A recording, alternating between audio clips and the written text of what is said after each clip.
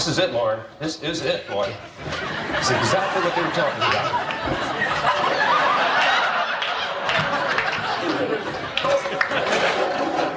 No, absolutely not. I'm not doing it, and I'm going to tell you why. What?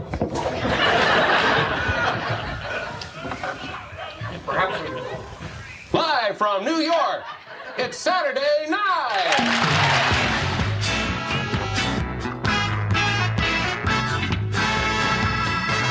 Hello and welcome to the Not Ready for Primetime podcast. We're Gary Seath and Brad Robinson. And you're not. Today we're talking about Season 1, Episode 15, with host Jill Clayburgh and musical guest Leon Redbone. Brad? Gary? Tell us about Jill Clayburgh, because I don't know who she is. I've actually prepared a solid 20 on Leon Redbone, if we could get to that at some point soon. Jill Clayburgh was a big actress, yeah, in the 70s. You know, she was, but at this point, she was mostly known, if known, as a Broadway and theater actress, and had done a TV movie the year before, a TV movie called Hustling, which had gotten her some attention, which led to her getting her first big film role, the co-lead in a movie called Gable and Lombard, which came out 2 weeks before this episode.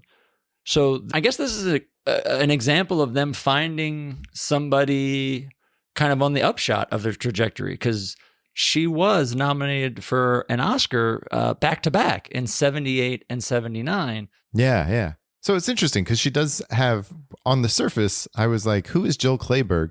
And then digging into it, it was like, oh, wow, she had a decent career coming into this. But to your point, not like a film, television career. It was theater mostly. Yeah, and again, after this episode, her career really started to take off and got some film roles and got some media roles. But then, like I think many actors in the 70s, a la Elliot Gould, kind of fell off in the 80s and 90s and was, did TV and guest appearances. And she has a long career. She was nominated, I think, for 4 Emmys over her time. And her last role was in Bridesmaid. She played Kristen Wiig's mom in Bridesmaid. So she was acting all the way through the 2010s and whatnot. So she's been around. Yeah. She passed away in 2010. Oh, right. Bridesmaids Okay. was her last role. But yeah, it's interesting when you get these hosts that we may not be familiar with in 2023, or we weren't familiar with growing up. But yeah, I'm interested to get your take on how you thought she was in this episode.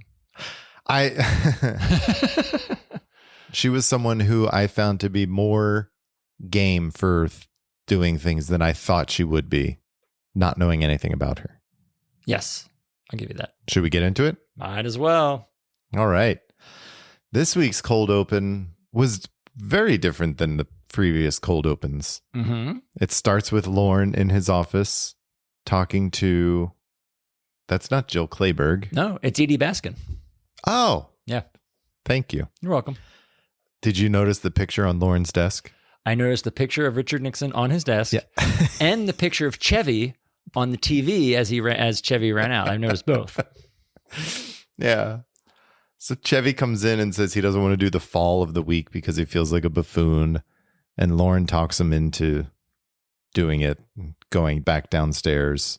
Chevy does this long walk through the audience. Yeah. Down the stairs. To the set. Yeah. Someone in the audience makes reference to, don't do the chandelier fall again. Rosie Schuster. And then he just thinks this is preposterous and goes back up through the audience. Well, he gets to the set, which is a ladder set under the chandelier, and he's like, yeah, screw that. And it's to note, he does that whole walk, which was very reminiscent to me of, do you remember the 15th anniversary special? Yes. At all, when they opened it up and it's Chevy in Lorne's office, and Chevy wants to do the fall, and Lorne won't let him, and Chevy puts on the football helmet, and he basically does almost the same exact thing, where he walks through the crowd and he's got the bowl of popcorn and he's like stumbling through. And I kept seeing this and I loved it because I never realized, I think that 15th anniversary sketch was a callback to this. Yeah. But what I was going to say is, so he walks through, like you said, through the crowd and down the stairs, and he gets to the set, and the set's got the ladder and the chandelier, and he's like, right, yeah, I'm not going to do this. And he made that whole trek straight, no problems. And then the minute he starts to go back to Lorne's office, he puts on, and I have to admit, a clinic of physical comedy. because he trips over the ladder on his way off the set. He trips up the stairs. He's falling through the rows. He almost falls over a handrail, like in the audience. All the physical comedy he does to get back to Lauren's office is great. I agree. That part was great. Oh, I really enjoyed that part. he knocks into Zweibel and does a fall and Zweibel in the hallway. Like everything is great to this point. That's kind of where I was like, all right, I don't know. It all felt too long to me. Really? Like the whole, yes. So to sum it up, he then gets back into Lauren's office and he's about to yell at Lauren not to do it. And he goes to sit on the desk and falls off the desk. And he gets back up and he takes his sunglasses off. He looks in the camera, live from New York. It's Saturday night. Yes. I loved it. I thought this was great. I loved the backstageness of it. I loved the self-referentialness of it. I loved Chevy. I thought it was a great, different way to do it. Like you said, as you started this, it was a different opening. I thought everything about this was fantastic. I loved this whole opening. Good. You did not, though. No, I did not. you did No, not. Oh. no, I didn't. To your point, though, there were some excellent moments, like when he comes in immediately and sees Edie Baskin, and he's like, "Hi, yeah, sorry," and he sits right between her and Lauren on the desk. Yeah, so she's now totally obscured from camera. I thought that was great, and there were parts of this I agree. Like his walk back to Lauren's office was great. Yeah. It just the whole thing was a bit much. I thought Lauren was very good. We get stacks of mail. Really? Stacks? He's like, yes, look. And he pulls out one letter. He's like, this letter right here. Let me see it. And he shoves it in the drawer so he couldn't read. He's like, no, you can't read that. Chevy pulls a Carlin and walks through the audience to get back to the stage. We haven't seen that in a few episodes. Loved it. Haven't seen anyone pull a Carlin. That is true. I don't know. I liked it. I really liked it. I was happy it was something different. So that's good. And then again, we go to the opening credits and I thought I was just going to doze through this. And then I heard them say Andy Kaufman and I was like, yes. Yeah. The return of Andy Kaufman. That was the only note I had as well. I also wrote down the singing idlers, but we'll get to that. Yeah. And Jill Clayburgh comes on for a standard monologue. I guess it was standard in that she was on set, but then she starts talking about Don Pardo and how he helped her understand what it's like to be on live television. And then the whole bit is Don Pardo, game show announcer, announces all of the things that Jill Clayburgh did with his family. Yeah, she talks about like he took her out for a night and taught her how to do live TV. So he picked me up in his car and he basically describes the car as if it was a game show like prize. Right. It's a one joke bit that just keeps repeating itself that, I thought was funny. It was an interesting way to make a monologue into something. And I thought it was a decent monologue for a host who's not a comic, someone who's not used to doing a monologue, who didn't have, 5 minutes of material to do or wasn't a song and dance. It was an interesting new way to do it. And it got a little bit old. I liked the end when he started talking about his children. He's like, this is one of matching 5. And just as it started to get old, they got out of it. So I agree with you. I thought this was a really fun monologue for someone who's not a comic. And it was a funny bit. Yeah, I think they had a hard time figuring out what to do with her in the monologue. And it was an interesting, alternative to what we've seen before. So I take it. Yeah. Next, we have great moments in herstory. You don't even want to intro this. I'm sorry. No, you don't. you don't even want to talk about this. My first note on this was, wow, that's a lot of text on the screen, because they give the whole intro of what we're seeing. Was your second note that was the funniest bit? Jane Curtin's reading of that text? Because it actually was. She's pretty good at it. It was good. Yes. How great was Jane? It's really sad that this week's episode of How Great is Jane is her reading text. This is the only time we see Jane until the end, but that was sad. That was sad to me. So this great moments in her story are a series of female accomplishments, I guess. And this first one is I just want to watch you try to do this. Go ahead. It's Anna Freud, played by Lorraine, talking to her father, Sigmund Freud, played by Dan, interpreting her dream, where she talks about the dream she had was she was in a room with all of her relatives, all of her male cousins. Male cousins, right? Yeah. Yeah. And they were all bound and gagged except for one arm. And everybody was naked, and there were I forget. And there was one man who was bigger, who had a beard, much like her father, that was also there. And they all were offering her bananas. Mm-hmm. But the man with the beard had the most ripest banana. Mm-hmm. Right. And then she. Yeah. The biggest banana. And then she took that. And then there was some other reference to doing something, because then they finished and had a cigarette. Yes. And she's like, Daddy, what does that mean? And the punchline of the joke is Sigmund Freud says, sometimes a banana is just a banana. Yes. Sort of. This is cringy. Like, this is it's much less funny and just uncomfortable, this whole sketch. And Dan's performance doesn't help. She's on his lap. If we didn't say that part, she jumps in and she sits on his lap while she tells him this whole story. And he just gets more uncomfortable, and you can worried, and his hands start shaking. At the end, he's like, let's not tell Mama this story. Yep. And that's how it ends. And it's just like, what? It's very, like I said, it's one of those things, like, even like in 1976, is this funny? Because it was more just uncomfortable than laugh out loud funny. Well, I think the same could be questioned about the next sketch. Jill Carson, guidance counselor. You got to do it like Danny. Jill Carson, guidance counselor. I was going to say, the highlight of this sketch to me was the voiceover intro at the beginning, this time from Dan. Yeah, it's good. John comes in as Julio, a student at Jimmy Hoffa Memorial High School. You like that joke? I did like that joke. I couldn't decide if I liked that joke or not, because they hit it a lot. That's funny. I guess so. What? It is. Jimmy Hoffa Memorial question mark? Yeah. Yeah. So then John, this was also kind of cringy. The first third of this sketch is very, this is, I noted, like, there's like strong, like, sexual content in the first two sketches tonight. Uncomfortably so. Yes. Like, he walks in, and as you said, like, she's the guidance counselor, and he comes in because he's, acting up or whatever. And he basically, by the end, like, pulls a switchblade on her and starts to, like, make out with her or, like, accost her. And then she's saved by Chevy Chase walking in the room. Chevy Chase, who is the musical appreciation and gym teacher. Yeah. Yes.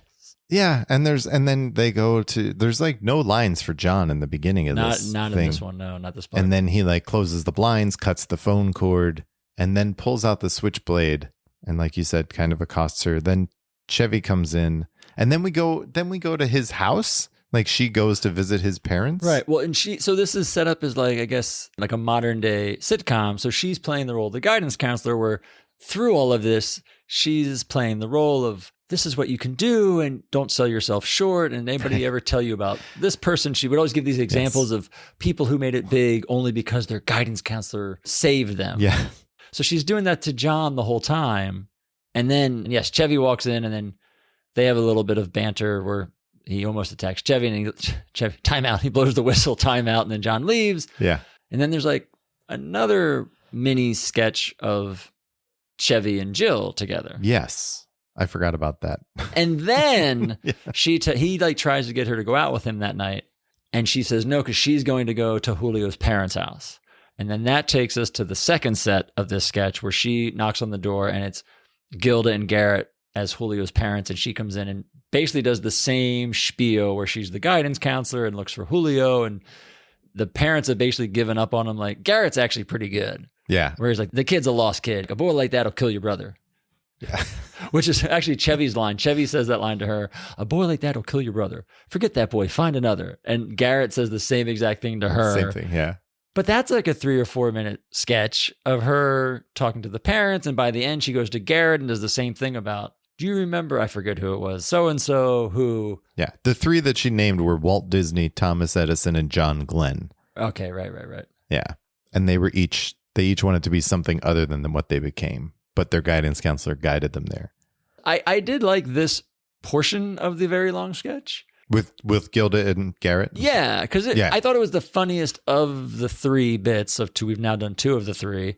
And the interaction with those two were pretty good. Gilda was funny. Like it sounds very much like the inkling of what will become Rosanna Dana, her voice.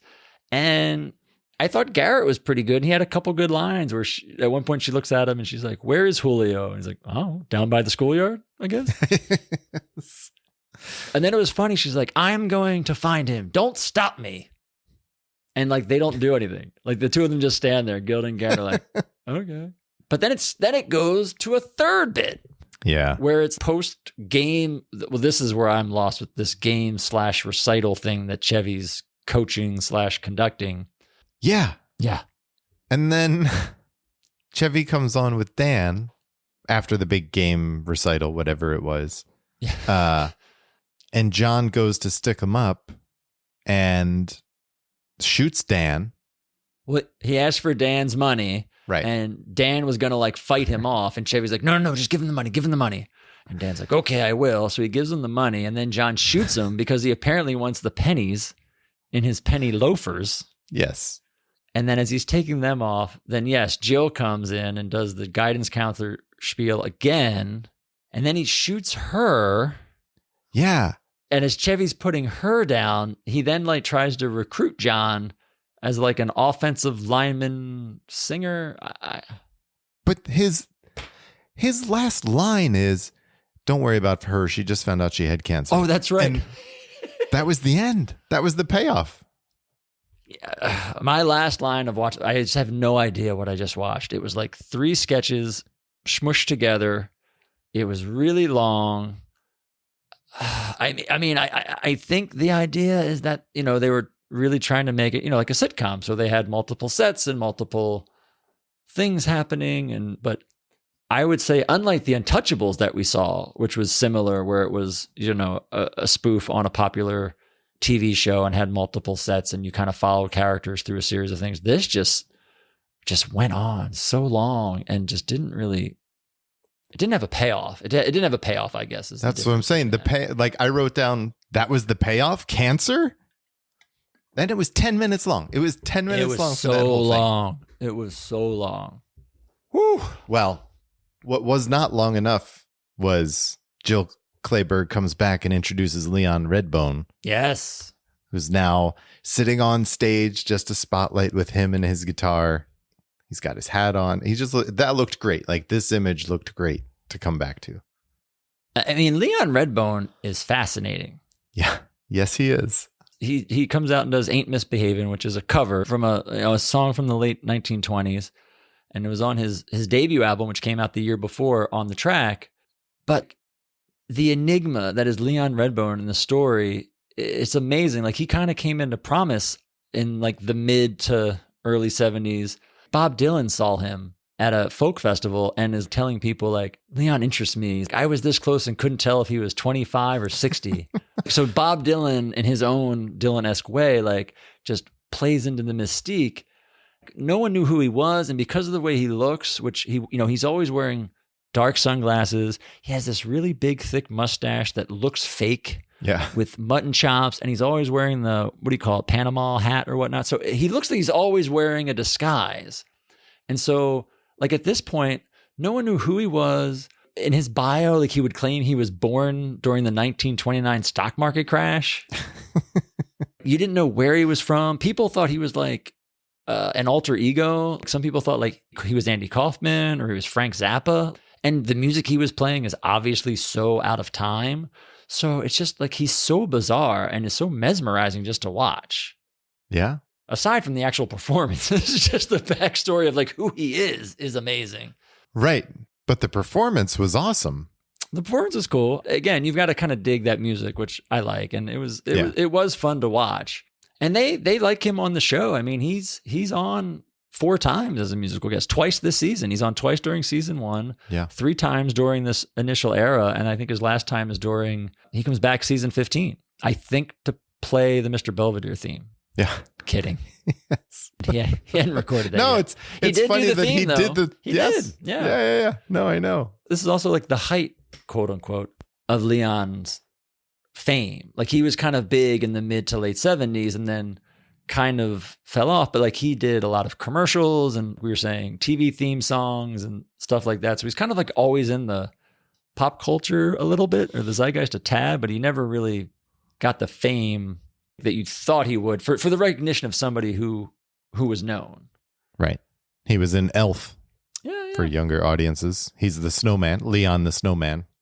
But it was great. It was a great performance. I was really happy with this. Yeah, especially for just a one person, one person and a guitar.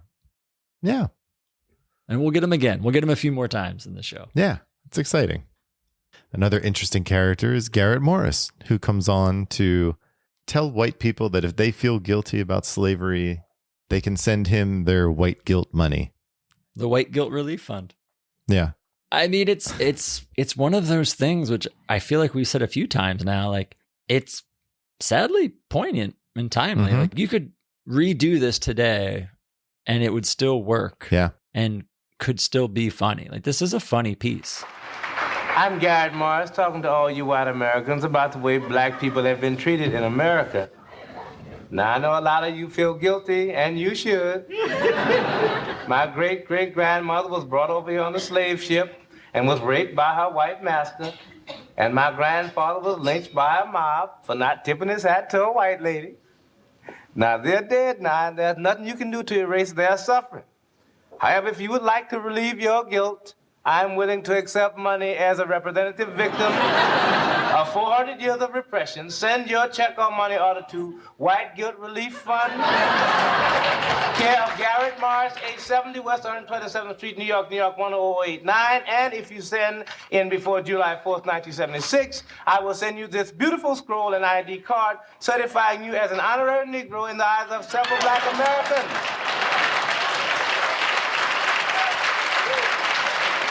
Once again, that address. White Guilt Relief Fund in care of Garrett Morris, 870 West 127th Street, New York, New York 10089. Send cash or money. I know I have. I felt just terrible until I did. Thank you.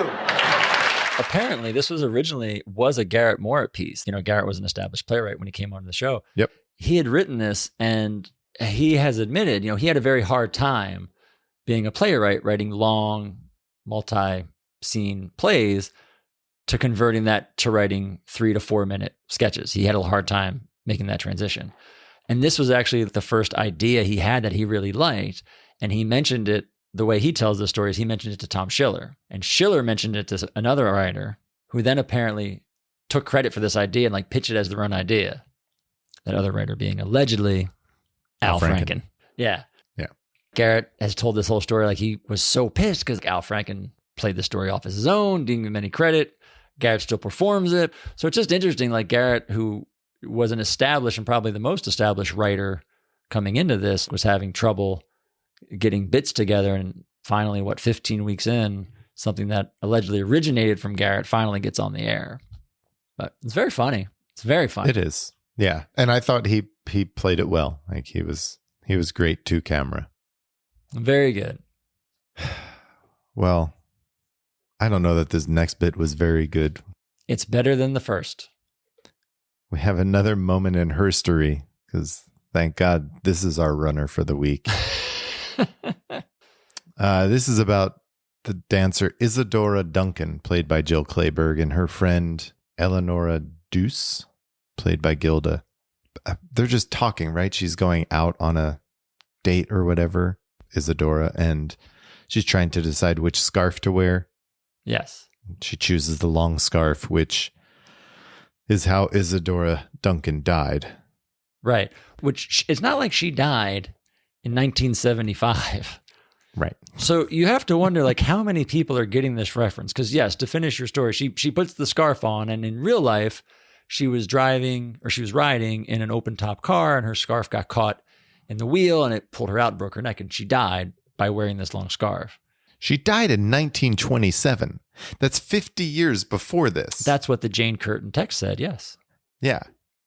I know, but I don't know. It's not like Freud, No, I agree, yeah. It's somebody you don't know. It's totally we'll obscure. see Gandhi later. And even knowing that, I don't know how funny it is. I enjoyed seeing the host. I always like that. It was nice to see the host in something. I got to give him credit. And it was quick and it was dark, and knowing the story, it is funny, but it's an odd choice to pick to make fun of. I totally agree.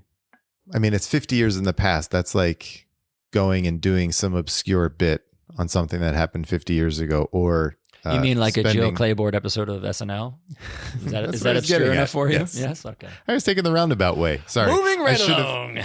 I should have gotten an envelope and done the Karnak bit for you.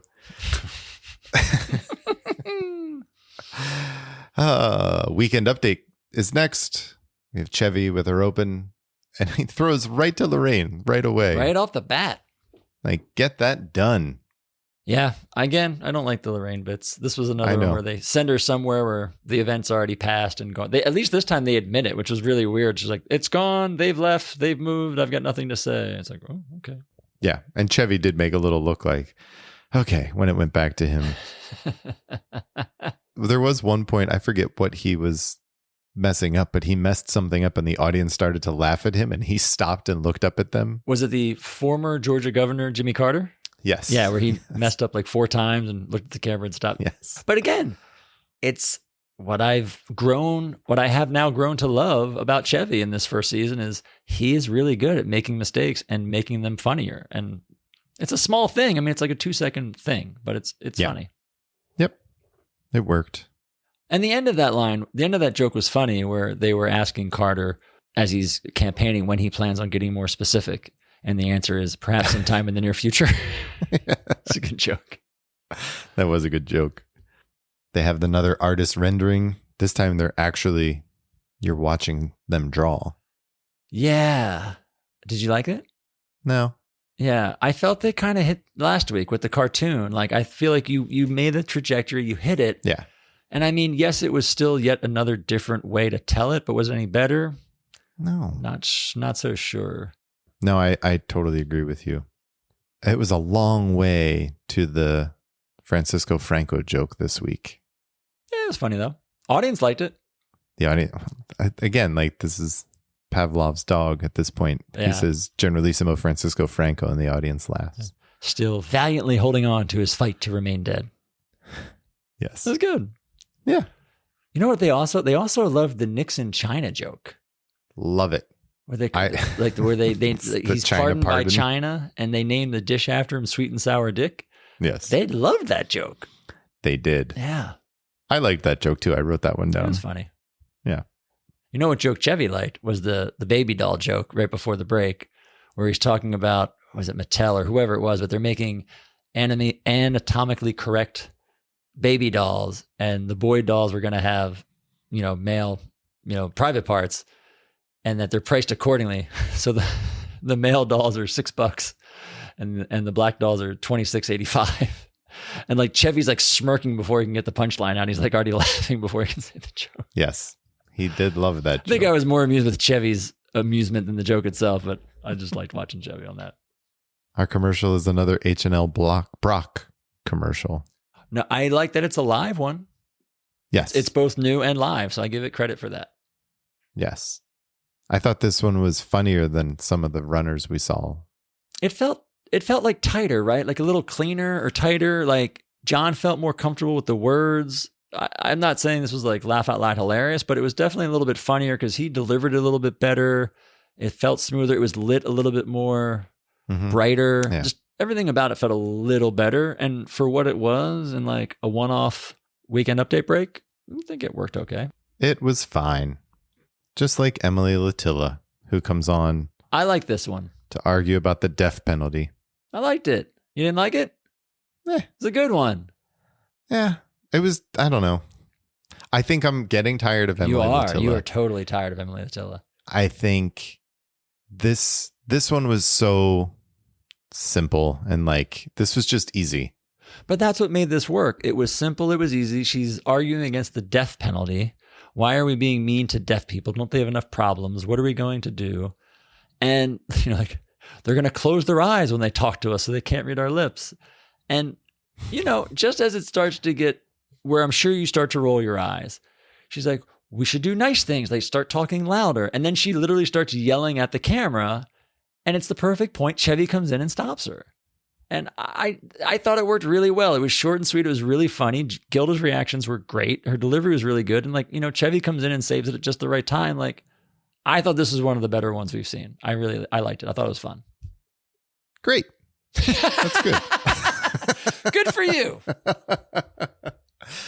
Yeah, it was just, I don't know. Fine. Let's move on and talk about the singing idlers then.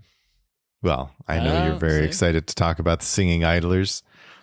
They're a Coast Guard choral group, essentially, I guess is what they are, right? I mean, officially they are. They're the official chorus of the U.S. Coast Guard. Show some respect. Sorry, I apologize. Don't let Jill Clayburgh's scantily clad outfit in the second half of this sway you. They are a legit organization, these gentlemen. But wait, before we get to Jill Clayburgh, they do throw up a list of people who dolphins are definitely more intelligent than. Okay, and I should have looked this up. First of all, how the hell are they on the show? This is this week's question. And maybe it's to do the sea cruise part of this. I don't know. But I have to wonder, when the idlers themselves agree to come on the show, was it agreed to that this Chiron joke was going to happen? Or is this something that gets thought up after the fact and somebody comes up with the joke of like, let's just put this Chiron up of list of people that dolphins are smarter than? Because half of those names, maybe not half, but a bunch of those names are the same names that came up, I think, on the Buck Henry Chiron joke. Really? When he did the monologue. Maybe some of them. Maybe just because it was the same joke, I felt they were the same names. I don't know. It was just so weird. I have to wonder, like, if that was pre-planned or they just on Saturday decided to do it and not tell the singers about it. I think it was pre-planned. I guess. There was a long list of names. Yeah. I like Jacques Cousteau and I like the Warren Commission. They were my two favorites that came through. I liked Frank Rizzo. That's good. Yeah. Prince Charles. But this was just the warm-up act. Yes. Yes. And then Jill Clayburgh comes out, as you mentioned, scantily clad, to sing Sea Cruise with the band. Howard Shore and the Shore Patrol, one of my favorite names. Is that what it was? Yeah, the Shore Howard Patrol? Shore and the Shore Patrol, which I thought was pretty good. And they're all dressed like sailors, yeah. Yeah. They come out and she sings Sea Cruise with the idlers backing her and the band. This is amazingly bizarre. The only thing I could say to this was, holy shit. I don't even, this is the late 50s hit that everyone knows, Sea Cruise. And she comes out in these white pants and the blue sailor shirt tied up above her waist, so her midriff showing. And she's got a bunch of cleavage. She's got this white hat on. And she's out there dancing, a weird dance as she's singing. And there's like this just weird juxtaposition of her doing that with all these buttoned down Coast Guard naval officers in the background singing backup. I have no idea what in the hell this is, but it was amazing. And I loved watching it. Like this was better than ABBA, this musical performance. Wow. Right? I mean, Yeah. I have no idea what this was about. It's just so bizarre. It's funny because what caught my attention more than anything that you just described about her outfit and everything is the footage that they go to then of all of these Coast Guard boats in really rough seas, like getting tossed and everything. And I'm just like, what is going on? It just adds to the what the hell aspect of this whole performance. It really does. Like, I have no idea why this was on, why they were on, why she sang with them. She was kind of dancing and like throwing her arm up and just Right. between that and listen, I have no idea how to dance. Anyone who's seen me will tell you that. But I have no idea. I can validate this. Yeah, thanks. Yeah. It's so weird. It's so weird. The next bit was weird as well, but a fun weird. It was a different kind of weird. It's Dan coming on as a commercial pitchman to promote car yummies, snacks for the car. Like legitimately. Yeah. Snacks for your cars, which I'll let you do this one because I missed this one. I didn't get it. I didn't think it was funny. Aside from Dan doing like his pitchman routine, which is always just fun to see. Yeah. I missed the whole like these are actual snacks for your car to eat. No, it doesn't make any sense. Yeah. I think that's the point, is like the absurdist Yeah.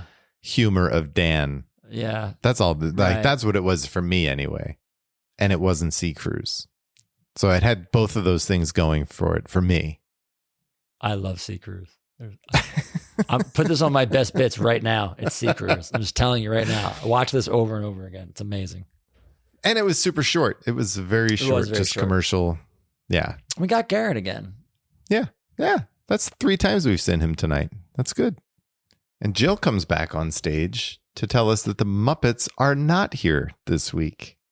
This is interesting. Yes. No Muppets. Right? Again. No Muppets because they were at the Grammys. 4th week in a row. Yeah. They were at the Grammys in California, so they couldn't make it. But she doesn't say who the cast member is, right? But she Right. says there's a cast member that's going to do a play called Paying the Milkman. And it's on the Land of Gorch set. Right. And we just see these 2 hands come up and do mimics, like puppet Like hands. mouth puppets or finger. Yeah. Yeah. Hand puppets kind of thing. Yeah. And one is, it starts with a husband and wife, and then the husband goes to work, and then the milkman comes, and then the wife has relations with the milkman. Becomes a sexual in. Yeah. Yeah. Again, there's funny jokes in it. Like when the hand pops back up and he's the milkman. He's like, the wife's like, I can't answer the door. What is it? I can't open the door in my underwear. And he says, you have a door in your underwear? Let me in. I'll get that off. Like, that's pretty stupid and funny. Yeah. And then he comes in, the 2 hands start like making out and end up getting together. How will I pay for the milk? My husband's gone. Right. I thought this was interesting because the Muppets made fun of Chevy. Now I felt like okay. Chevy was making fun of the Muppets. Then they cut to like the side of the set and you see it's Chevy down there with his hands up. Yeah. And then Chevy does an intro. Like this was an intro. So she did an intro for an intro because this is now an intro to a film by Gary Weiss. Right. His really good friend, Gary Weiss, which I wrote down. Gary Weiss has a lot of really good friends. Everybody likes Gary Weiss. Friend of the show, Gary Weiss. Friend of the pod, Gary Weiss. Yes.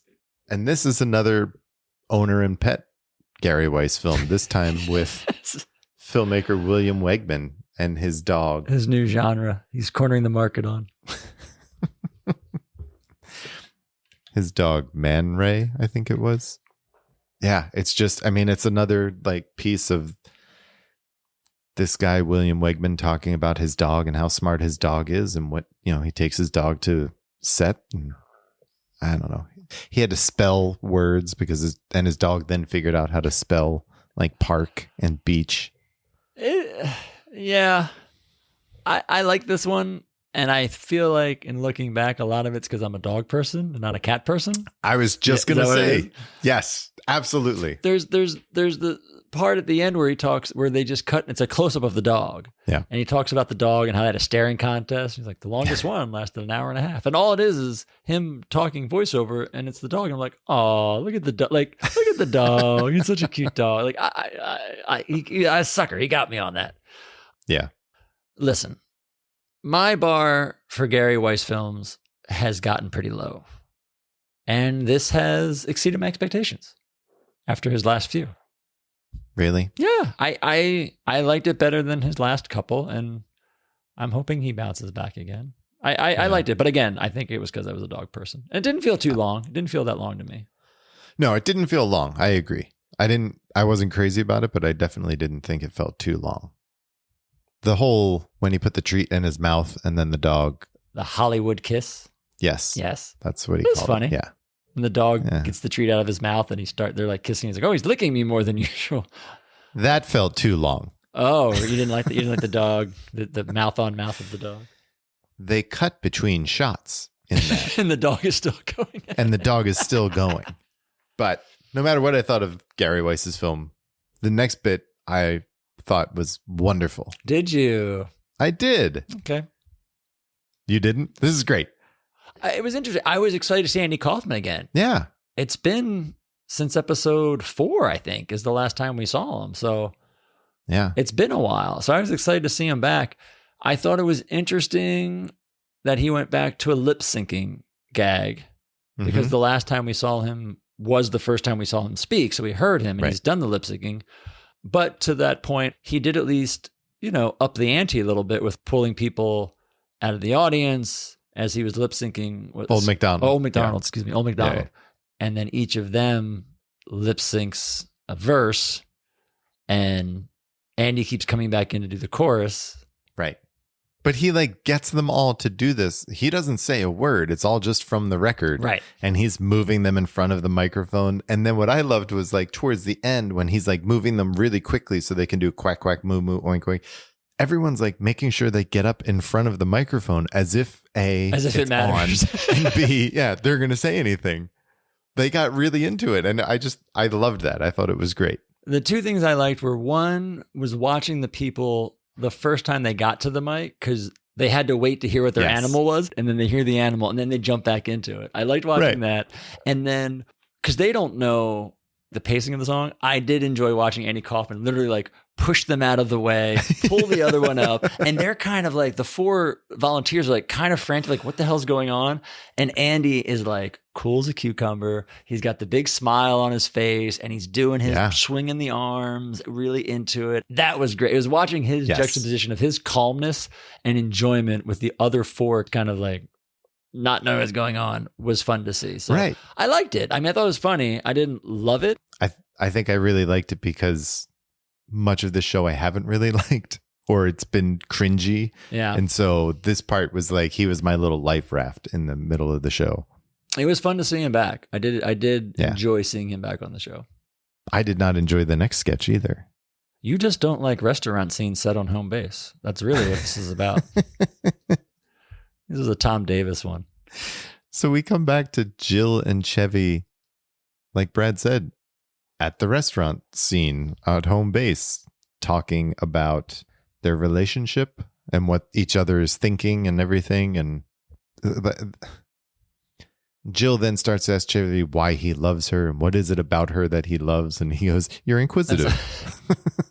Why do you love me? Why am I so great? Yeah. It was an interesting piece because they're doing this back and forth. And then finally Chevy turns the tables and he's like, "What are you thinking about?" And she says, "Warthogs." Yeah. And that's the end. And then they cut to footage of warthogs. Yeah. The end was funny. It was one of those jokes. I think it took a little bit too long to get there, but it was a funny punchline. Yeah. Yeah. And then we're back with Leon Redbone, this time with the tuba player, Jonathan Dorn. Was it Dorn or Dorn? Dorn, I believe. Yes. Dorn. Yeah. Who played on the track from his album. Yeah. Big time woman. Still good. Yeah. Yeah. It's solid. He plays a mean mouth. Like it sounds like maybe a harmonica or something, but it's just him making noises with his mouth. Yeah. I enjoyed this.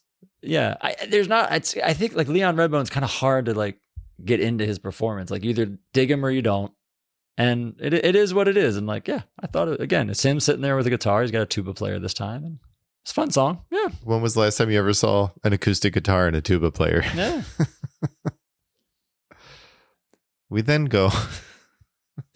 They're getting, well, no, I was going to say they're getting better, but they're not because this one's fucking horrible. Oh, they're not. Oh, my God. Yeah, that we have our last great moments in her story. This one is about young Indira Gandhi, who is taught a lesson about pacifism from her father. So this is Sure. again Lorraine playing Indira Gandhi and John playing her father. I wrote 1976. the only notes I wrote were John and Lorraine, and then I wrote, "Please be done with 3 of these." I mean, this might be the worst culturally insensitive sketch we've seen so far. I mean, I don't, and if that wasn't enough, this is the moment in the episode where the text comes on in the beginning and Jane Curtin's reading it again. And by now I realize we're like at the end. yeah. And I'm just like, have we not seen Jane all episode? That was exactly what I thought around this time too. This is when I realized, I'm like, we're running out of sketches. Yeah. Oh, God.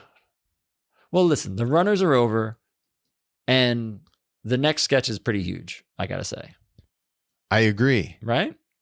I mean, this is a big deal. This is probably in the lore of SNL. It's a big deal. This is the biggest historical moment of this episode. Oh, totally. Yeah. Dan comes on, which I thought was an interesting choice. I I really enjoyed this. This is the first time we've ever seen Dan as Dan. I like that it was Dan. Yeah, the first time. Exactly. But he's holding his arms up really stiff and just being goofy. I mean, leave it to Dan to do something weird. Yeah. As he introduces this week's home movie, which is No pay, just play. Pay, Just Play, which is our first Mr. Bill movie. Yes, Walter Williams, Mr. Bill. This was great. This was fun to see in the context of the episode.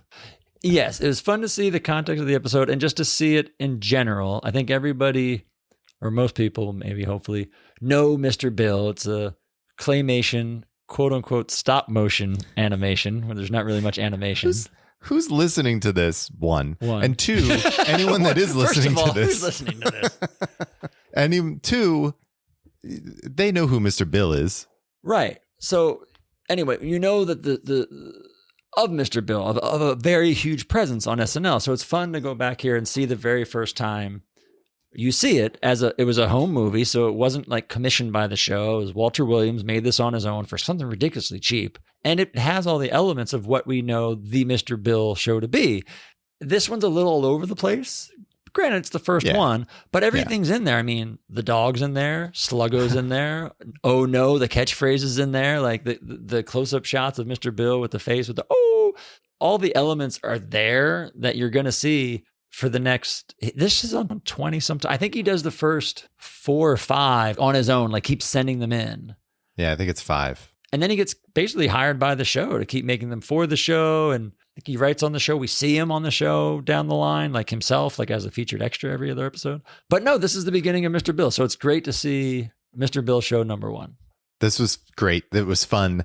I thought it was a really good end to the show, right? We've talked a lot about like how they're ending the show with musical guests on different episodes and whatever, and it kind of peters out. But I thought this was a lot of fun. This was a good way to end the show and feel happy about what we just watched. Yeah, it'd be interesting watching this, not knowing that this becomes cultural touchstone. Mr. Bill is a huge thing, but to see it for the first time and be like, oh, cool. That was our last sketch of the night. We go to Good Nights, which is sort of Good Nights. I mean, I guess it was Good Nights, but you don't know it. You don't know it cutting into it, but yeah. Right. It cuts into a wedding scene between Jane, Jill Clayburgh and Jane. We finally see Jane. But are they both in character as Carol Lombard? I couldn't. No, she's Betty Grable. Oh, it was Grable. Oh, it's Grable and Lombard. I get Grable it now Lombard. instead of Gable and Lombard. Let me explain comedy to you, okay? Let's take a moment. No, I don't. We don't have that much time. But no, they're making fun of the movie that Jill is in, that she's, I guess, promoting. I guess you really weren't promoting these things back then, but she was. Yeah. The Gable Lombard. Yeah, she's playing Betty Grable, and they get married as wife and wife. Yeah. And Jane, because she's great, was having a lot of fun with this. Just so bizarre that we didn't see her until now. Like, I don't know what was going on. Well, it was a female host. There weren't a lot of big sketches with many people. A lot of them were two-handers. Listen, this is a bizarre show. Yeah. It reminded me of the Robert Klein a little bit, but only in like the bizarre factor. I don't know what to say about this show. You had the guidance counselor sketch, which was way long. 10 minutes. And then the weird little restaurant sketch with Jill and Chevy. Then you had the Herstory Runner, a bunch of commercials, 2 short films, Andy Kaufman, and 3 musical numbers. Like when you look about it, you're like, where are all the sketches? But it's the variety show still, right? Like, no, it's not. I know. It's bizarre. It just had a really weird feel to it. You said in the beginning that you really liked her as a host. Not that I disliked her, I never felt that she got comfortable. Even in like introducing Andy Kaufman, I don't think she ever felt comfortable. She looked like she wanted to be there and was trying to have fun. Yeah. But to me, something just always seemed off with her. Like wasn't clicking. I think, for me, that was me blaming the show more than her. Right? Like, I think we talked about this in I think it was the Dick Cavett episode where we were like, we can't blame the host for this lackluster show. And that's kind of how I felt about this, because she seemingly was up for everything, like doing the Jill Carver guidance counselor sketch and like doing the Sea Cruise. I mean, Right. That's the epitome of being game right there. Exactly. Yeah. And even doing those little intros and like grabbing the folks from the audience for Andy Kaufman's bit, and like, I don't know. I don't blame her, because I think she enjoyed it and was trying to get into it. And it just, the sketches were not there. I mean, Well, they weren't like, sketches. That's the problem. right. There were not sketches for her to really be in, other than the two, really. And she did, Right. she did the one, her story. She was in the one. yeah. That was really But it's like you have 66 minutes of runtime, and 10 of those minutes are that long sketch in the beginning. So, yeah, it was a weird show. You're right. Not a great show. And I'm not, and I don't want to say she was bad. It was just, like I said, the word I keep using is bizarre. It was just a really weird and bizarre show. Yeah. But she comes back. This is another one like Dick Cavett. She comes back in season 3, I want to say. So she'll return. And it's another one where I'm excited to see her second episode and see what we've learned from this. But yeah. Well, Brad, what's your best bit? for as much as I've just complained about this show, I think I have a lot. Really? This is probably my favorite opening we've seen so far. I'd put the opening in. Okay. I'd put the Mr. Bill show in. White Guilt Relief Fund is pretty great. Yeah. All right. Because it holds up. I mean, I think that's an example of a sketch that could hold up today and be as impactful and funny, if not more, than it was. And what did not make Sea Cruise? I can't put Sea Cruise. Why would you put Sea Cruise? So bizarre. I loved it. It was, I got to watch it again. I have no idea what I was watching. They're my 3. Opening, Mr. Bill, and White Guilt Relief. They're my 3. Okay. I mean, I think Mr. Bill, I totally agree. You would not put the opening, though. No, I no. It was too much for me. You talked me into the White Relief. Yeah, it's pretty good. That's good. You're pretty good. Yeah. I want to put Andy Kaufman's performance in because it's so different. Like we've seen a bunch of the other ones, and we haven't, like you said, you didn't remember this one. I didn't remember this one. I really enjoyed it because I really enjoy him. By no means his best. Right. Yeah. No, I agree with that. And I, again, really liked the musical performance, which, I think we started out really slow with musical performances in this show, right? We started out with Billy Preston, but then we also had Janice Ian, and then we had some Anne Murray and Esther Phillips shows. But as we've gotten going here, we've had some really good musical performances. Music has been getting good, yeah. Jimmy Cliff, Al Jarreau, Desi Arnaz was solid, yeah. We've had some good ones recently. Yeah, that's good. Well, next week, we're going to talk about Season 1, Episode 16 with host Anthony Perkins and musical guest Betty Carter. So until then, good night. Good and night. Have a pleasant and have tomorrow. A pleasant tomorrow.